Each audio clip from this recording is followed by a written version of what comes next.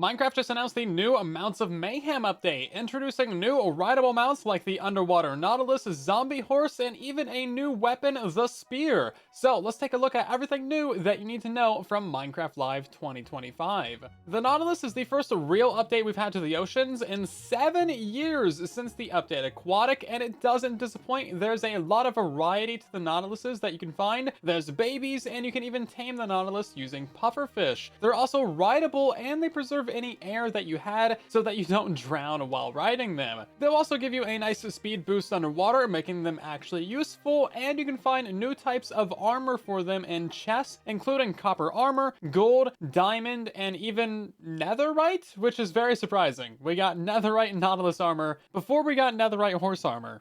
So we know that you can control the Nautilus just like the Happy Gas, so very basic and easy controls, but it also has a dash for faster swimming underwater, which I wish we had with the Happy Gas. You can also use that dash to jump out of the water with the Nautilus, which looks pretty fun. You'll even find some drown riding around on zombie Nautilus. Usually they'll have a trident, so it could be a good challenge, and the zombie Nautilus themselves are passive mobs, and we don't know if you can ride them yet. Now, the Nautilus can also attack you, telling by this teaser that Minecraft posted yesterday. Now, we don't know exactly what biomes the Nautilus will spawn in, but we do know that they hunt pufferfish, so that means that they're likely to spawn in the coral and warm ocean biomes. And then we also have a lot of images of these guys spawning in the iceberg biomes as well. Also, you might have noticed that there's a bunch of underwater structures shown in the promo footage of the Nautilus, and I just want to say that these are very likely player built. They always do this kind of thing when they are showcasing new features. There's always player built structures, so we're probably not getting new underwater structures, guys. After 12 years, the zombie horse is finally coming to survival Minecraft. This guy has a long history, but we first saw in the 1.6 horse update for Java, and it's been locked behind commands and creative mode ever since on all platforms.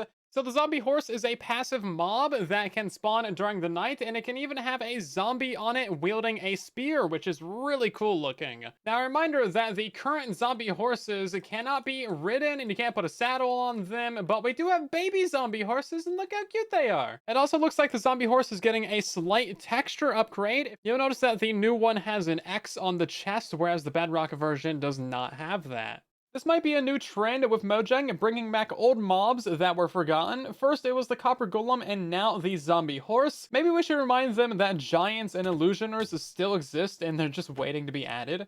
Minecraft's newest weapon has arrived, the spear. This is a new multi-use weapon with some interesting mechanics, like a charge attack, where the faster you're traveling when you hit something, the more damage you'll do. Similar to the mace, but this is much more accessible. There's all the spear types you would expect, like stone, copper, iron, gold, diamond, and even netherite, and you can even use them while riding a mob like horses for jousting. Now, there's also a normal jab attack that doesn't rely on speed. The spear is a heavy weapon, so when jousting, it goes out in front of you and is stable, and it'll do knockback to whatever you hit. It'll dismount other mobs or players from whatever they're riding, but due to its weight, it becomes unstable over time, so it'll just do damage without knockback or dismounting. Eventually, it'll reset, and then you'll have to arm it again, so the better spears like diamond or netherite are heavier, so this happens faster. You can use the spear any way you want, just like a normal sword with the jab attacks, or you can use it while running, flying, or on top of any mount. You can also see that the spear has a little bit of a cooldown, so that's how you're going to manage it.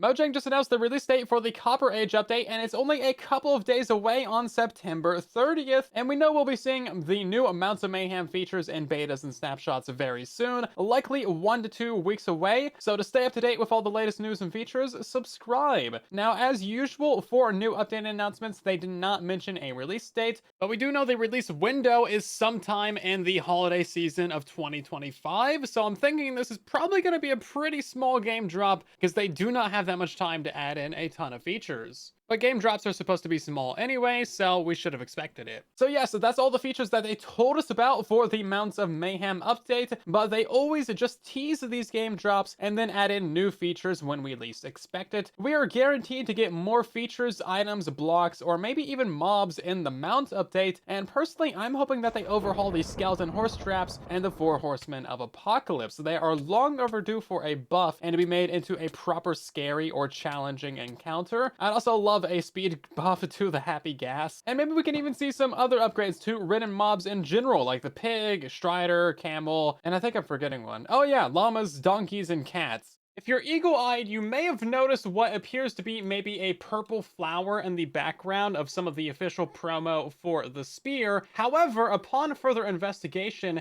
it is not actually a flower. Can you tell what it is? Well, it's actually just a kitten that doesn't have its texture applied to it. This is obviously some sort of like alpha version of the new features, and they broke the cat texture. In case you need any more proof of it, you can zoom in on this image right here, and yeah, that's just straight up a cat. Unless they're adding really spooky and weird cats in the next update. I was really hoping this was a teaser for a purple flower, because we do not have any flowers that give you purple dye. It's also kind of interesting that they told us the update name right now when we just found out the Copper Age update name like a couple of weeks ago. So they either know this way ahead of time or they've been really slacking on the update names for everything else. Now, I also have a pet conspiracy theory as to why they're working on so many small game drops instead of the big Minecraft updates that we're used to. We've already gotten 4 game drops this year, and I think it's because they're working on a big Minecraft update. So instead of having a huge gap between the 1.21 and 1.22 updates, they're just pushing out a bunch of these small updates that don't take that much time while working on something big in the background. Maybe an end update? So we won't have to wait long to experiment with these brand new features and betas and snapshots. Of course, subscribe to stay up to date with all the latest Minecraft news, and thanks for watching.